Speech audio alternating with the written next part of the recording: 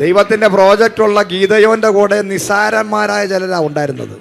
ദൈവം വലിയ കഴിവുള്ള, ബുദ്ധിയുള്ള, ശക്തിയുള്ള വലിയ ഭീകരന്മാരെ നിന്ന് എടുക്കണ്ടെന്ന് ദൈവം പറഞ്ഞു.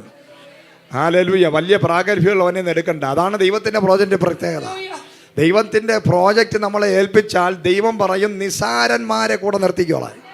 കാരണം ഇത് മനുഷ്യൻ്റെ ബലത്തിൽ ഓടുന്നതല്ല, മനുഷ്യൻ്റെ ശക്തിയിൽ ഓടുന്നതല്ല, ഇത് ദൈവത്തിൻ്റെ ആത്മാവിൻ്റെ ശക്തിയാൽ ഓടുന്നതാണ്. അതാണ് ദൈവത്തിൻ്റെ പ്രോജക്റ്റിന്റെ പ്രത്യേകത. ദൈവത്തിന് ആരെങ്കിലും കിട്ടിയാൽ മതി.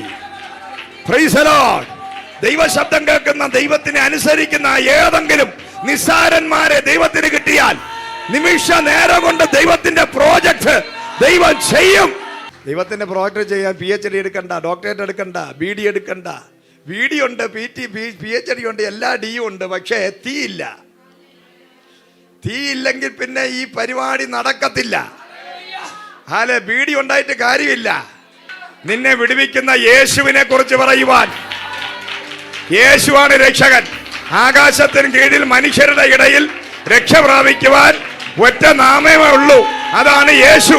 ദാവീദിന്റെ വേരും ശുഭ്ര നക്ഷത്രവുമായ യേശു ക്രിസ്തു നിന്റെ ലൈഫിൽ വന്നാൽ നിന്റെ ചരിത്രം മാറും. ഒരുപാട് ഡിഗ്രികളൊന്നും ഇല്ലെങ്കിലും യേശു ആരാണെന്ന് അറിഞ്ഞാൽ മതി. അപ്പോൾ ദൈവത്തിന്റെ രാജ്യവും ദൈവത്തിന്റെ പ്രോജക്റ്റ് ചെയ്യാൻ നിസ്സാരന്മാരെയാണ് ദൈവത്തിന് ആവശ്യം.